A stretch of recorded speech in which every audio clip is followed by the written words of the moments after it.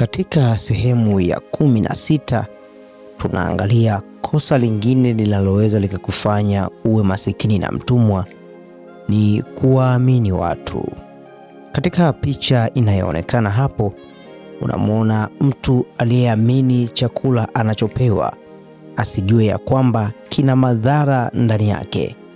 Pia mtu anayempa chakula anampa kwa mkono wa kushoto, ishara ambayo si heri, na nyuma yake ameshika kisu kuashiria kwamba ana hila dhidi ya huyo mtu. Mwandishi Nashon Elia anasema kwamba mara nyingi maumivu hutokana na kuwaamini watu. Ukishamwamini mtu, ndipo unakuwa na haki ya kusema amekusaliti kwa sababu amevunja imani uliyompa. Lakini kama haukumwamini, lolote atakalokufanyia halitakuumiza kwa sababu haukutarajia asilifanye. Kwa isivyo bahati, wale wanaokujua wanatamani usifanikiwe ili ubaki kuwa kama wao au waendelee kukutawala. Lakini ukishafanikiwa, basi siku wakiwa na matatizo watahitaji msaada wako, kwa sababu wanaamini kwamba watu wengine wasiowafahamu ama kuwajua hawawezi kuwasaidia. Hivyo wanakuja kwako ili wapate msaada. Hivi ndivyo tulivyo kwenye jamii zetu na ndivyo tulivyoumbwa. Binadamu anatamani mwenzake asifanikiwe, na akifanikiwa anampiga vita, ila siku akipata shida anaenda kumwomba msaada yule yule aliyekuwa akimpiga vita.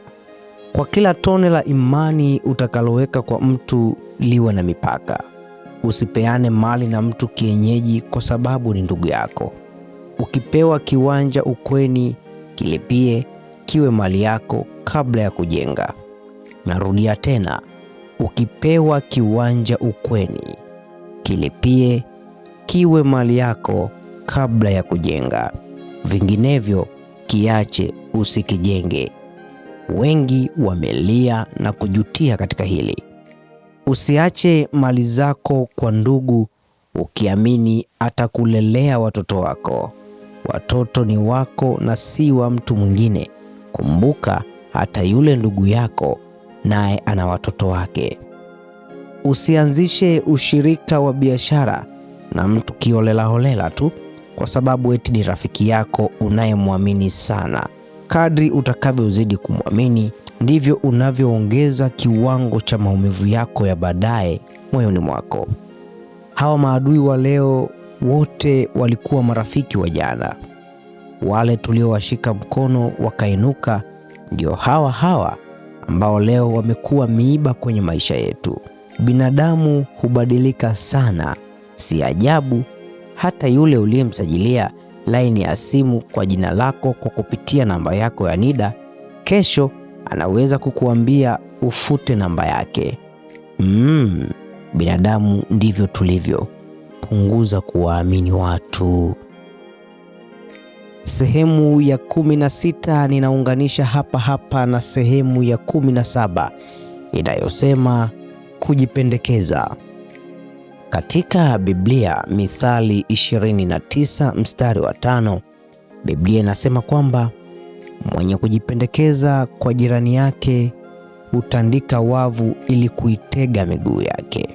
Tazama picha hii kwa umakini ya sehemu ya 17 inayoelezea kujipendekeza.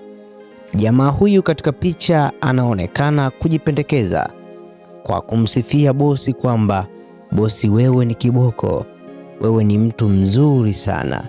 Anajipendekeza akitarajia kupata pesa zilizopo mezani, ama kile chakula katika sahani pamoja na kile kikombe kidogo cha waini mezani. Nikushauri kwamba kama umewahi kufanya kosa la kujipendekeza, sasa ni muda wa kurekebisha makosa yako. Watu hawakumbuki. Daima fanya kile unachopaswa kufanya. Timiza majukumu yako kikamilifu na kwa uaminifu mkubwa, lakini chunga usijipendekeze. Matokeo ya kujipendekeza, kwanza kabisa, ni kudharauliwa kisha mengine yatafuata.